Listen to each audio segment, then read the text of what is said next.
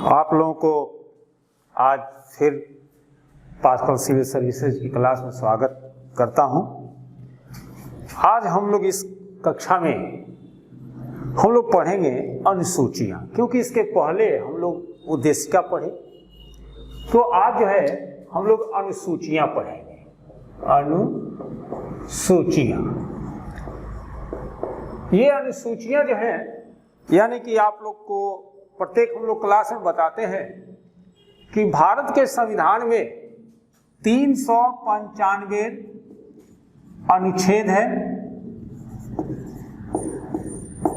22 भाग है और 12 अनुसूची है। 12 अनुसूची है।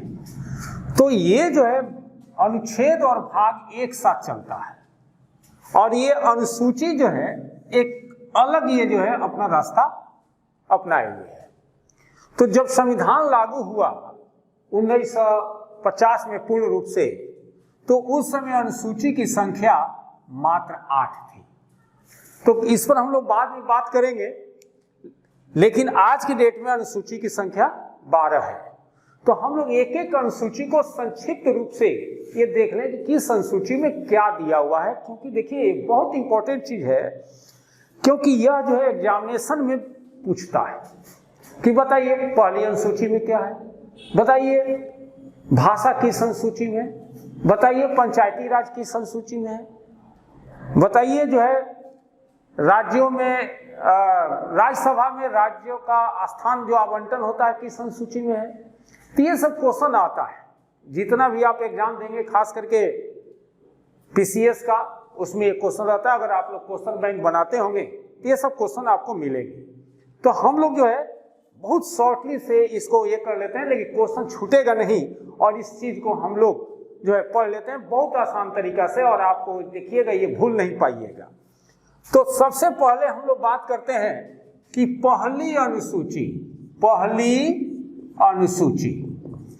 अब देखिए पहली अनुसूची जो है इसमें बात किया गया है 28 राज्य, 28 राज्य और 8 केंद्र शासित, केंद्र कहिए या संघ कहिए, एक ही बात है, शासित प्रदेश की बात की गई है।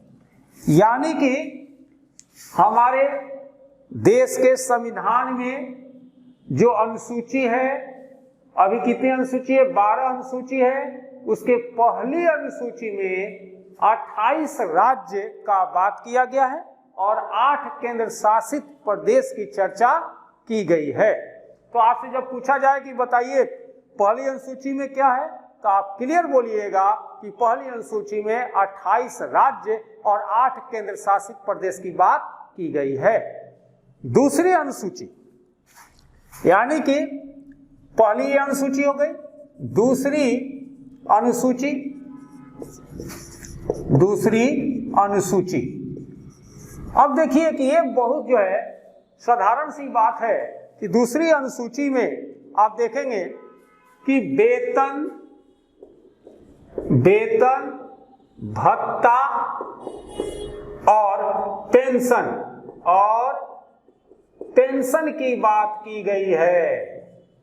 वेतन, भत्ता और पेंशन की बात की गई है दूसरी अनुसूची में।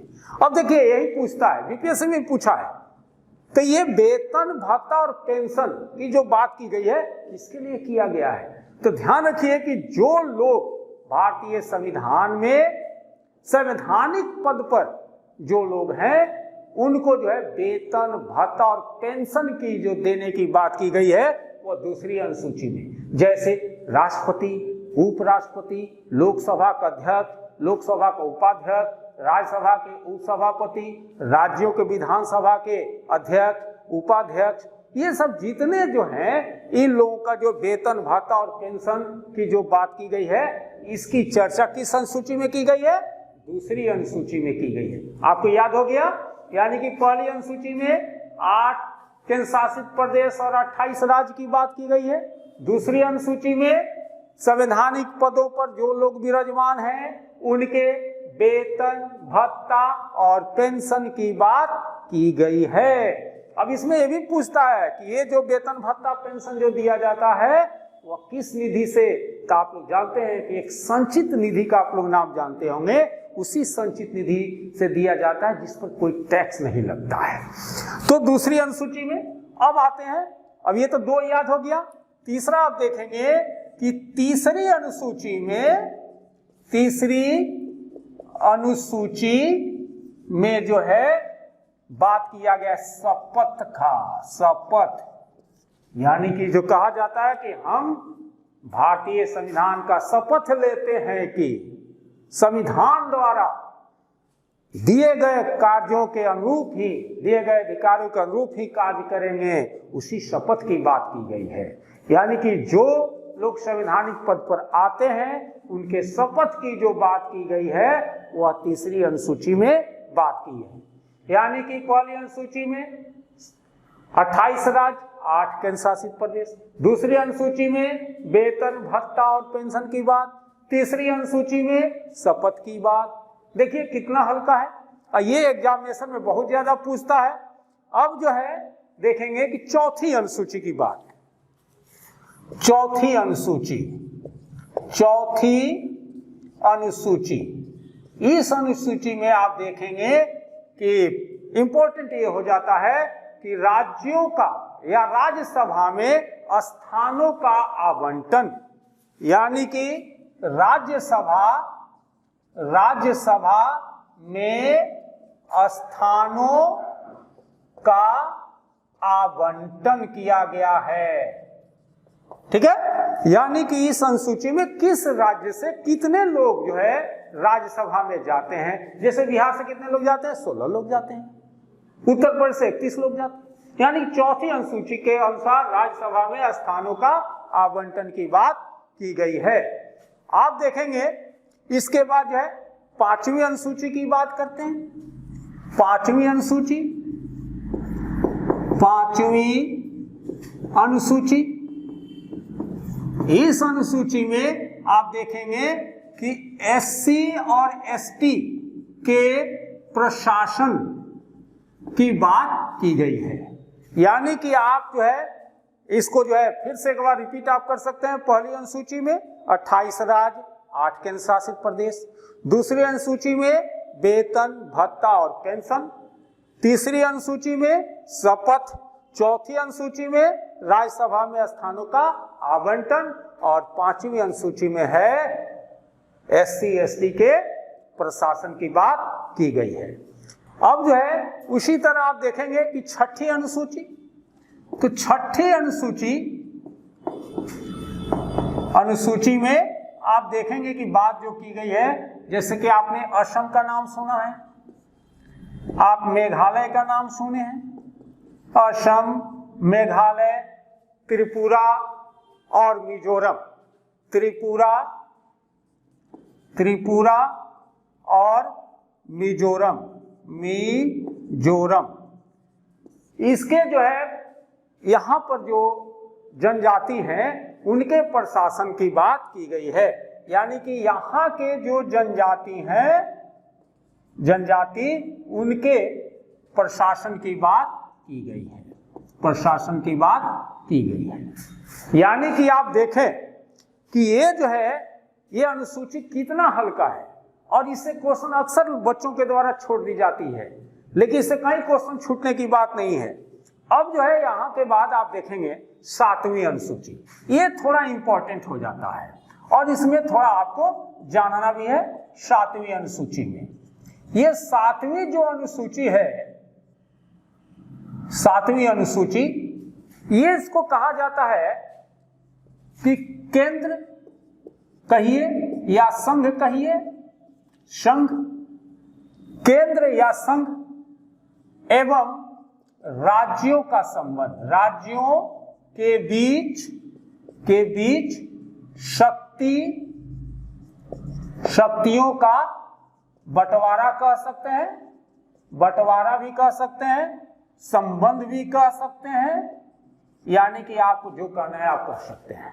यानी कि 7वीं अनुसूची में केंद्र राज्य के बीच संबंध कह सकते हैं, 7वीं अनुसूची के बीच में शक्तियों का बंटवारा कर सकते हैं। देखिएगा कि एसएससी में एक लड़का जो है ये गलत क्वेश्चन मार के आ गया, पूछा था कि 7वीं अनुसूची में क्या कहा गया है, तो उसमें था केंद्र एवं राज्यों के बीच शक्तियों का बंटवारा।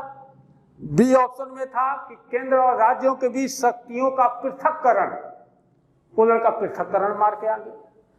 देखिए पृथक्करण का मतलब होता है कि टोटली बट जाना, लेकिन यहां बंटवारा है, यानी कि अगर आपके घर में आपके पिताजी 2 भाई हैं तो दोनों भाई एक के जगह रहेंगे लेकिन काम अलग अलग होगा। मान लीजिए कि आपके पिताजी खेती कर रहे हैं तो चाचा जी जो है क्या बोलते हैं बिजनेस कर रहे हैं, या आपके पिताजी नौकरी कर रहे हैं तो चाचा जी खेती कर रहे हैं। ये हो गया, ये नहीं हो गया कि चाचा जी और पिताजी में जो है बंटवारा हो गया कि उनका परिवार अलग मेरा परिवार अलग। तो पृथक्करण का मतलब होता है पूर्ण रूप से अलग हो जाना, लेकिन यहाँ शक्तियों का बंटवारा, कामों का बंटवारा किया गया है। इसके तहत जो है आप लोग देखेंगे, अगर आप लोग इसका स्क्रीनशॉट ले लिए तो ले लें, क्योंकि यहाँ थोड़ा हम आगे समझाएंगे, थोड़ा आप लोग ले लीजिए। अब जो है 7वीं अनुसूची को थोड़ा और हम लोग डिटेल्स में समझने का प्रयास करते हैं, क्योंकि 7वीं अनुसूची पर बहुत सारे क्वेश्चन भी बनते हैं और यहीं से शुरू हो जाता है जो है एग्जामिनेशन का और सारा खेल। तो आप देखिए 7वीं अनुसूची यानी कि 7वीं अनुसूची जो है इसमें 3 प्रकार की सूची की बात की गई है। देखिएगा किसी किसी किताब में 4 भी दिया है, लेकिन हम 3 ही बताएंगे, इसलिए कि हम जो अध्ययन कर रहे हैं जो ऑथेंटिक किताब से उसमें अशिष्ट शक्ति की बात बाद में की गई है। तो पहली अनुसूची 7वीं अनुसूची में कहा गया है कि केंद्र सूची, केंद्र कहिए या संघ कहिए एक ही बात है, संघ सूची। दूसरा राज्य कहिए या प्रांत कहिए एक ही बात है, सूची। और तीसरा समवर्ती सूची, समवर्ती सूची। अब देखिए इसमें क्या है कि केंद्र जो है इस सूची में जितने भी सब्जेक्ट हैं, जितने भी सब्जेक्ट हैं उस पर केंद्र जो है, संघ जो है वह जो है कानून बनाती है, और राज्य में जो विषय हैं उस विषय पर राज्य सरकार कानून बनाती है, और जो विषय न केंद्र में है न राज्य में है वह समवर्ती सूची में है, जिस पर केंद्र और राज्य दोनों बनाती है। जैसे अब आपको और समझा रहे हैं थोड़ा सा तोड़कर, जैसे कि मान लीजिए कि रेलवे, सेना, डाकघर, पासपोर्ट,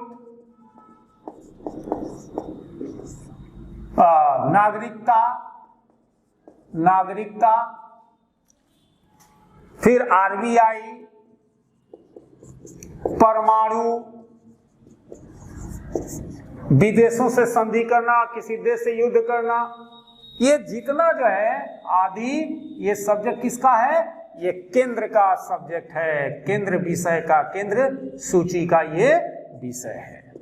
इसमें जो भी यानी कि कानून, रेलवे पे जो कानून बनाना होगा वो संघ बनाएगा, केंद्र बनाएगा, डाकघर पर बनाना है, सेना पर बनाना है, पासपोर्ट पर, नागरिकता किसको देना है, किससे छीन लेना है, आरबीआई, परमाणु, किस देश से संधि करना है, किस देश से युद्ध करना है, ये जितने भी बातें हैं ना ये केंद्र सूची में है, और इस पर जो है कौन कानून बनाता है, तो केंद्र बनाता है। इसके लिए स्पेशल हम लोग का क्लास एक होता है 7वीं अनुसूची पर, लेकिन अभी तो हम लोग सारे 12 अनुसूची की बात करनी है, तो हम लोग थोड़ा सा इसको शॉर्ट चलते हैं। तो इतना जान लीजिए कि केंद्र सूची में जो सब्जेक्ट आते हैं उस पर संघ सरकार यानी कि दिल्ली की जो संसद है वो कानून बनाती है। ठीक उसी तरह राज्य सूची का जो है विषय जो है आप देखिएगा, जैसे मान लीजिए कि रेलवे पुलिस, ये बड़े पूछता है, रेलवे पुलिस किसका विषय है, तो राज्य सूची का। जैसे जेल किसका विषय है, राज्य सूची का। स्वास्थ्य किसका विषय है, ये जो है आप देखिएगा कि ये टोटल जो है आदि कर देते हैं। ये जो है राज्य सूची का विषय है। इस पर जो कानून बनाएंगे वह जो है राज्य का विधानसभा के द्वारा कानून बनाई जाती है। उसी तरह समवर्ती सूची की बात हम लोग करते हैं। समवर्ती सूची, ये समवर्ती सूची यानी कि जो विषय न संघ में है और न राज्य में है, वो जो है विषय समवर्ती। जैसे शिक्षा, देखिएगा ये बहुत बार पूछा गया है कि शिक्षा किसका विषय है, तो समवर्ती सूची का। वन किसका विषय है, समवर्ती सूची का। मापतौल, मापतौल किसका विषय है, समवर्ती सूची का। अब जो है यानी कि इस पर जो है केंद्र भी कानून बना सकती है और इस पर राज्य भी कानून बना सकती है।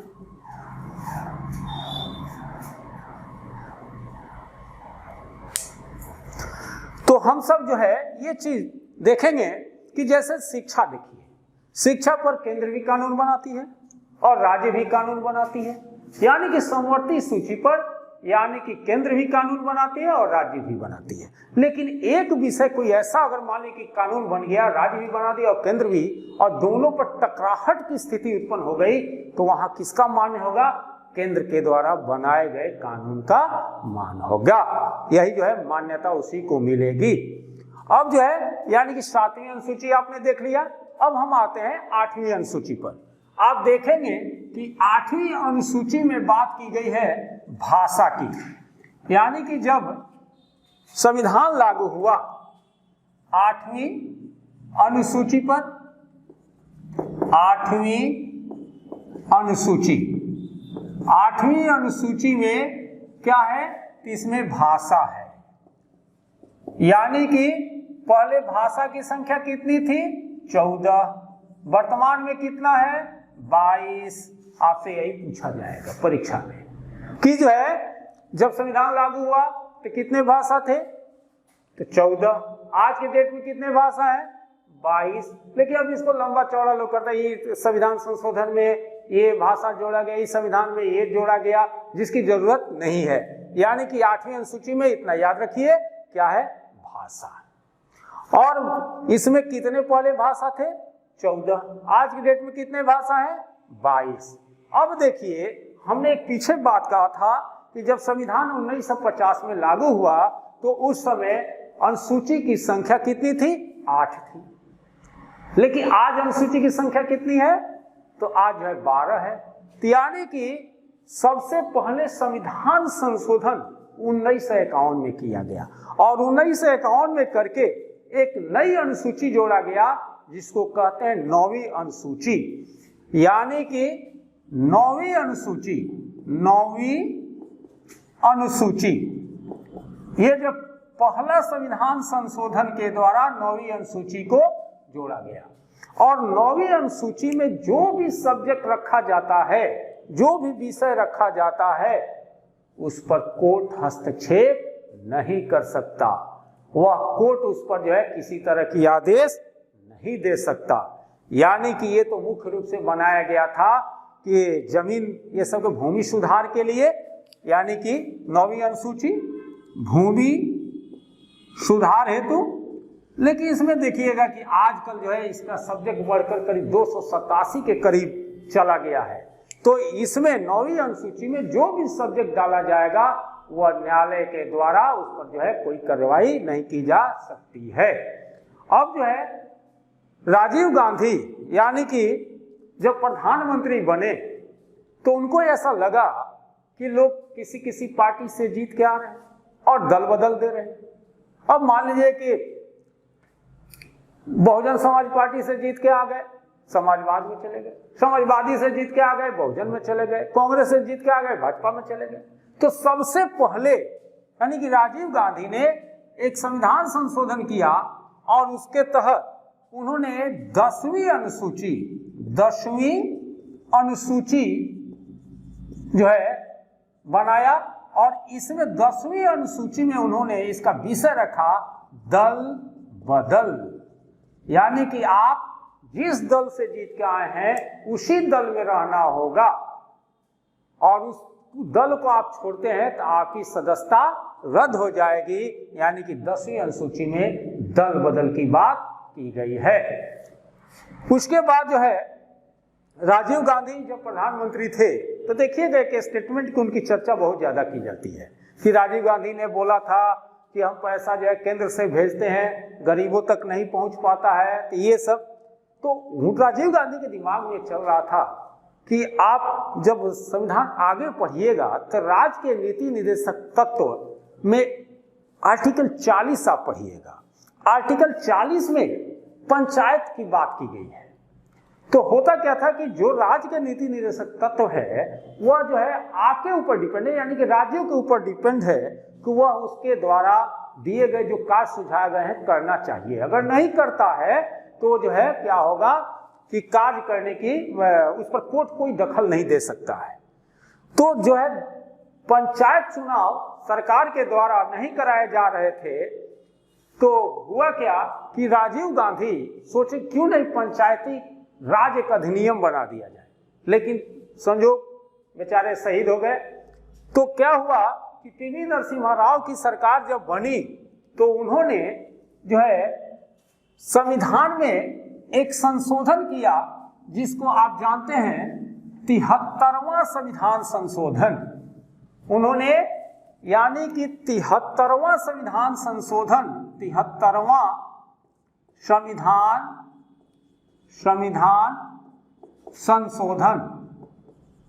संविधान संशोधन उन्होंने किया।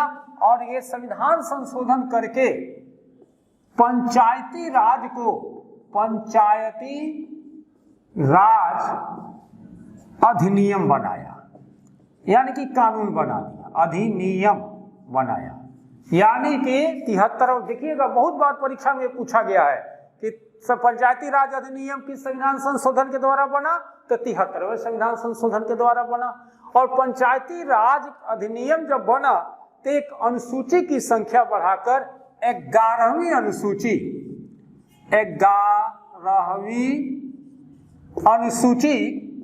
जो है बनाया गया और इसमें रखा गया पंचायती राज अधिनियम। अब देखिए ये सरकार के लिए बाध्यकारी हो गया क्योंकि अब चुनाव कराना है, क्योंकि पंचायती राज अब क्या है, अधिनियम बन गया है। अगर कोई सरकार नहीं कराएगी तो वो सरकार को जो है हो सकता है को सरकार को पनिशमेंट मिल जाए। और उसी दिन 73वां संविधान संशोधन जब हुआ, ठीक उसी समय एक और संविधान संशोधन हुआ जिसको कहा जाता है 74वां संविधान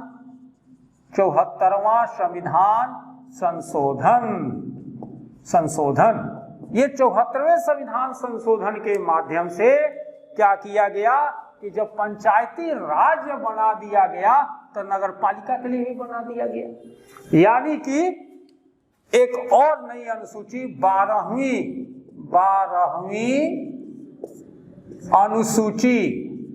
अनुसूची बनाया गया और इसका विषय रहा नगर पालिका।